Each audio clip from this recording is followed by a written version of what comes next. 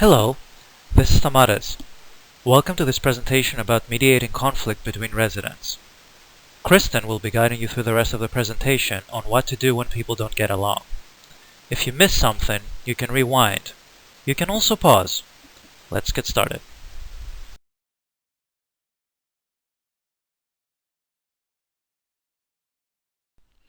So, what will you be able to do after you've completed this session?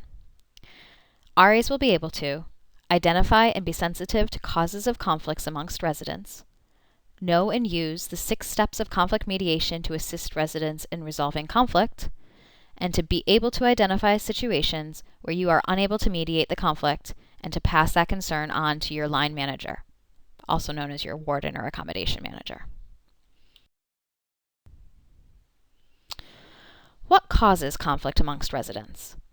When you think back about your first year at university, or maybe any previous experience living with others, you can probably think of many reasons why those you were living with got on your nerves or just plain frustrated you. We find that the underlying cause for all conflict is different expectations. This can be different bedtimes, wake-up times, lights on and off while sleeping, windows needing to be open or closed, the temperature control of the room, studying with music on versus off, and many of the other examples listed here. Are there other reasons that you can think of that can cause conflict?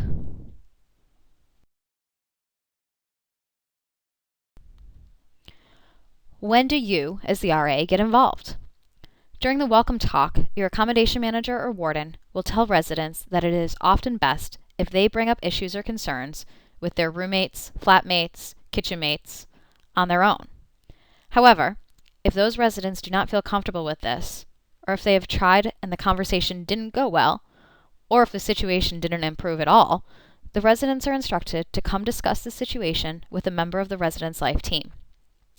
The resident's first choice is often the RA. It's always good to remember that problems don't go away if ignored. In fact, they can often get worse. Your role as the resident assistant is not necessarily to come in as the superhero who can solve the situation, but rather to give your residents the tools so that in the future they can solve their own problems.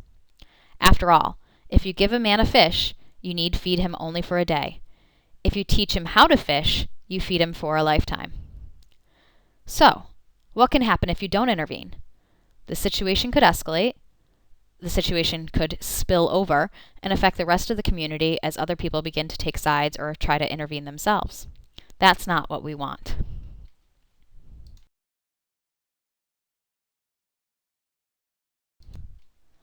What to look for. We do not expect you to be conflict detectives. You can't solve what you don't know is a problem. However, each of you will have a set number of residents that you are specifically responsible for helping become integrated into the university community.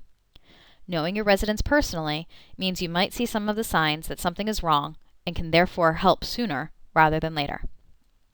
There are a few ways that you might become aware that a problem is brewing. Number 1, the resident tells you. Number 2, other members of the community express their concern.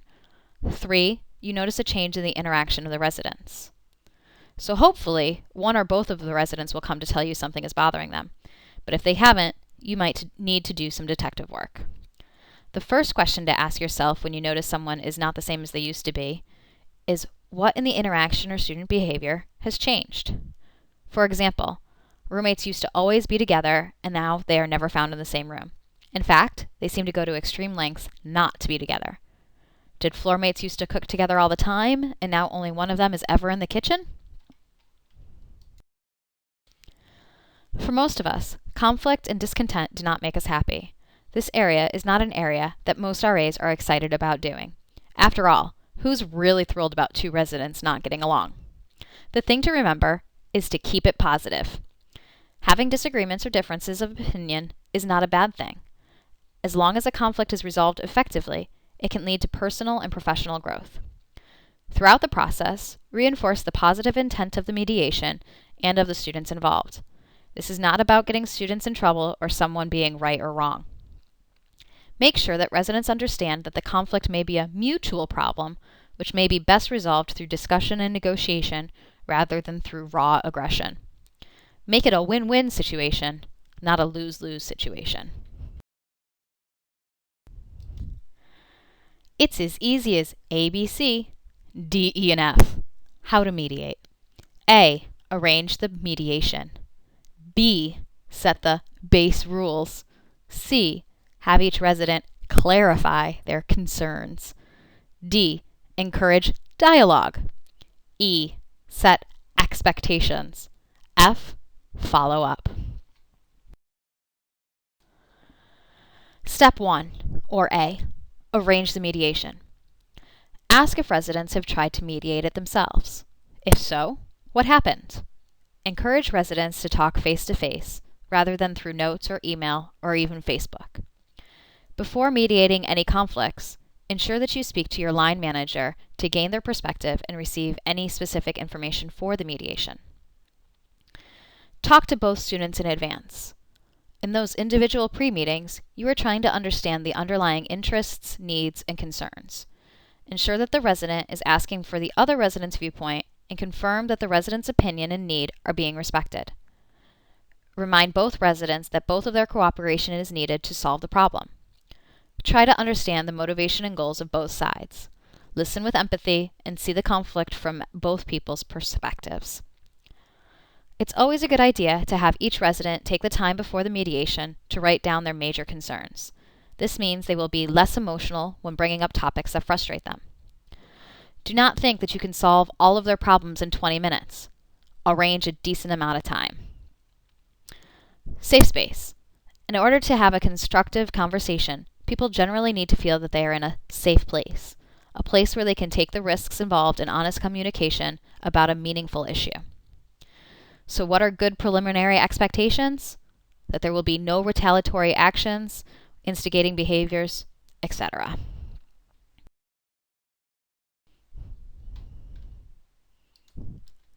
Step 2, or B, setting the base rules.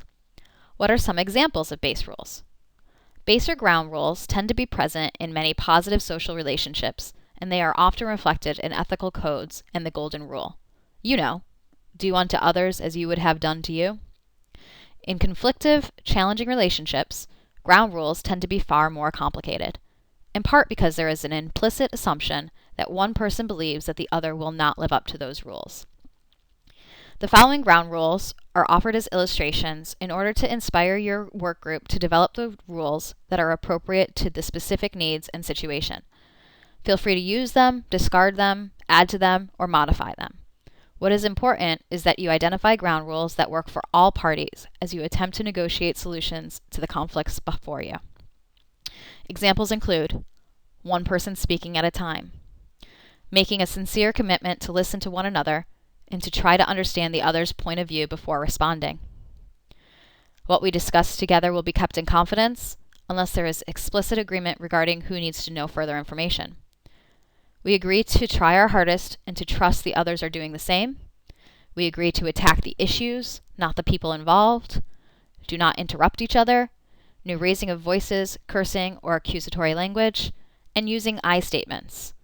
For example, I can only study in quiet spaces, rather than, your horrible techno rap is distracting when I'm trying to study. I can't believe you listen to that horrible stuff.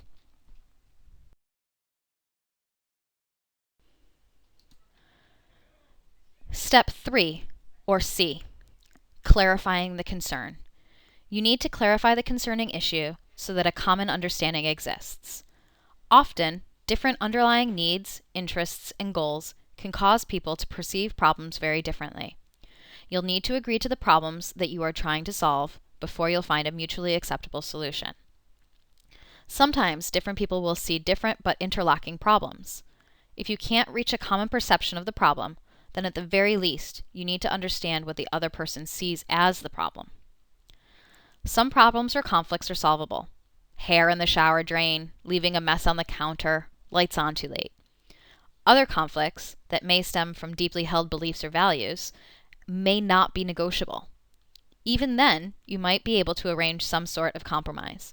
Speak to your warden or accommodation manager if this is the case. This is a good opportunity to use the active listening skills that you learned about in previous RAE induction presentations. I often say during mediations, speak now or forever hold your peace, as this is their last opportunity to clear the air.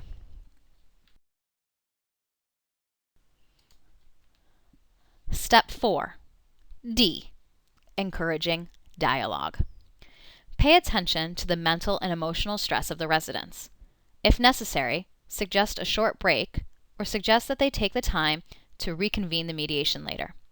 Rome wasn't built in a day, and all problems can't be fixed in a single mediation. The point of the mediation is to allow residents to hear the concerns and voice their concerns. However, this is not supposed to devolve into a screaming match. That's why you have the base rules. This step here, encouraging dialogue, is the most difficult step. Many times, residents are discussing very personal things and may feel sensitive or vulnerable. You can assist by being positive, encouraging, and supportive. Step 5. E. Set expectations. While you may have the best idea for resolving their conflict, don't immediately share or suggest it. It's important that residents have ownership of their decisions.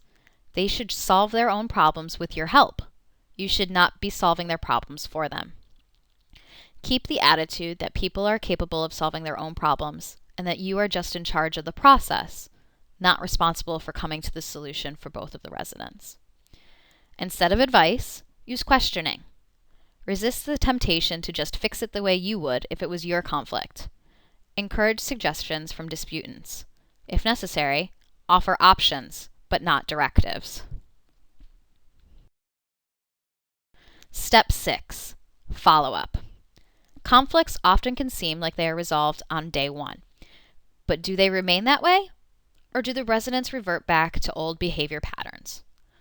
How often you check in depends on what the residents want and also how serious the concern was. How well do you think it was resolved? You might want to check in the next day, the next week, 3 weeks, a month. And then if you do check in then, with what frequency do you continue to check in? Your outline should be, do make sure that you have set dates for following up. Write out the specifics of the agreement and ensure that the residents review it before they sign the agreement. Then make copies for all of the individuals, as well as your accommodation manager or warden. Encourage residents to come back if the problem reoccurs. And make sure you update your accommodation manager or warden. If your mediation did not resolve the situation, they will definitely need to step in to help. Tips and tricks. First of all, remember that your role is to moderate and to encourage, not to be the problem solver. With that in mind, the first tip seems obvious. Don't take sides. Residents will look for bias on your part, so be extremely careful. Asking one resident a question before another resident too many times could make the other person believe that you are playing favorites. Be objective. Validate both sides even if you personally prefer one point of view, or even when only one party is present. Be supportive. Use caring language. Provide a non-threatening environment where people will feel safe to open up. Be non-judgmental. Actively discourage judgments about who is right or wrong. Don't ask, "Why did you do that?" Instead, ask, "What happened? How did you feel?" When a resident is clearly in the wrong, do not call them out in front of the other resident, as that is potential for embarrassment and it's damaging to the mediation. Ask for a recess so that everyone can collect their thoughts, and ask that each resident speak to you privately during that recess so that you can assess how they feel about the mediation so far. Then you can confront the resident about the behavior or violation in privacy.